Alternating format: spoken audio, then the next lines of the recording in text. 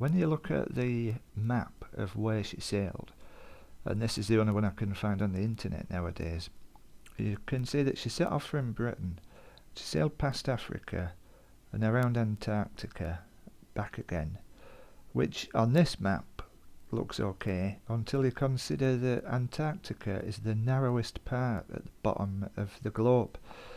It's not the same as sailing around the equator, which is what I'm sure most people would think of as circumnavigation. She set off from Britain, sailed through the Atlantic to Antarctica, which you can't see on this map, and back again. Now, it's quite a long way, but it's not circumnavigation. If she'd come around the equator, then she would have crossed the vast expanse of the Pacific. If you look down at the bottom of this globe, you can just make out Antarctica. But to sail around that bit there is never going to be the equivalent of sailing around the Pacific. And that's not even the whole Pacific. If you look at Hawaii just there, if you were to swivel it around, there's Hawaii. So you've still got all of this Pacific to go, even if you take a shortcut through the Panama Canal and then around the Atlantic, which would be fine. That would be circumnavigation. It wouldn't be setting off from here, coming down the Atlantic, around the Antarctic and back again, which, as I say, is a long way, but it's just not circumnavigation. Even if you call your autobiography Full Circle, it doesn't make it a circle. It's an odd teardrop shape down the side of the planet. So I've always been underwhelmed by the whole MacArthur thing, until just recently when I've seen these videos on YouTube about the flat Earth, and they keep showing this map, the azimuthal equidistant projection, and as soon as I saw that, I immediately thought of Ellen MacArthur, because if the Antarctic is this edge around the disk, and if she did sail around Antarctica, then she clearly did circumnavigate the Earth. And if the powers that be know that we live on a disk like this, then you can understand why they heaped so many awards upon her. She was given, she's been made a dame. Here she is receiving it from the richest human being that ever lived, whose name isn't Rothschild. There she is with the medal, and she received France's highest award as well, and plenty of other awards. She became a household name in the UK.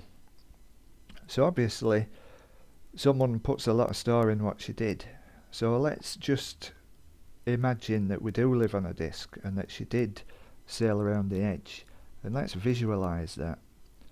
If we say that she set off from Britain here and she sailed around Africa and around Antarctica, and this is rough because I'm using a trackball for this.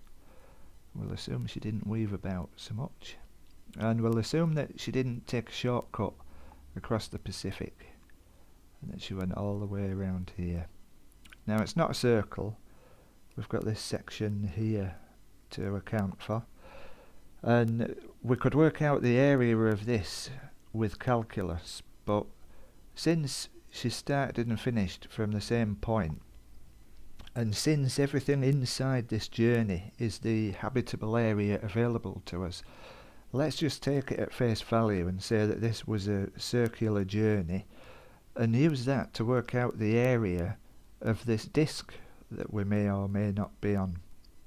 So if we take the full circle, we need to know the circumference of the circle. We need to know the length of the journey. So we go to the font of all truth, Wikipedia, and we scroll down to her racing career, and here it is. The circumnavigation took 71.5 days, and it was 50,660 kilometres. So that's 50,660 kilometres was the circumference of the circle that she sailed. And if we know the radius of that circle, then we can work out the area. and we can work out the radius because we know the circumference, which was 50,660 kilometres. So let's get the calculator. 50,660 kilometres circumference, and we need to divide it by 2 pi, so over 2 times pi gives us a radius of 8,063 kilometres. So now that we've got that, we can go back to the area calculation, and it's pi r squared. So this is the radius, we square that, multiply by pi, and that gives us an area of 204,230,456 square kilometres. So how does that compare with the official size of the globe Earth? Go back to Wikipedia, scroll down to the size, and here we are, surface area 510,072,000 square kilometres, compared with what we just came up with, 204,230,000. This is less than half the official size of the globe. So it's a pretty rough and ready calculation. So I'm putting this out there for the big boys to have a look at. The flat earthers and the flat earth rebutters. People with more resources and more brain power with me should be able to use numbers like the length of journeys that people take when they say that they've circumnavigated the Earth, and you should be able to work out from that the actual physical size of either the disk or the globe that we live on. I don't think there's any conclusive proof either way, but at least this gives people something to work with. So that is for you guys to look at, really. But as an appendix, I just want to show you what Ellen MacArthur is up to these days, because she's retired from competitive sailing and she now has the Ellen MacArthur Foundation, and as you can see, their mission is to accelerate the transition to a circular economy.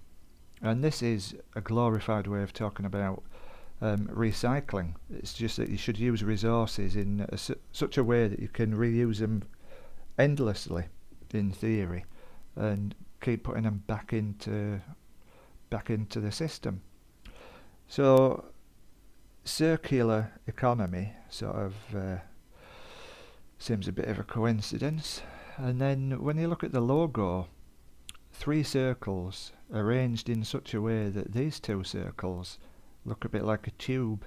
So there's a tube coming through the outer circle, a three-dimensional circumpunct, an eccentric quasi-vulvic totem, looks like to me. So, and then just look at the circular economy overview. Everything circles, circles within circles. I don't know if that's telling us something, but circles do seem to play a large part in Ellen MacArthur's life these days. So there you go, professional flat earthers, see if you can do anything with this. And then just as one last word for people like Ellen MacArthur that are into the environment,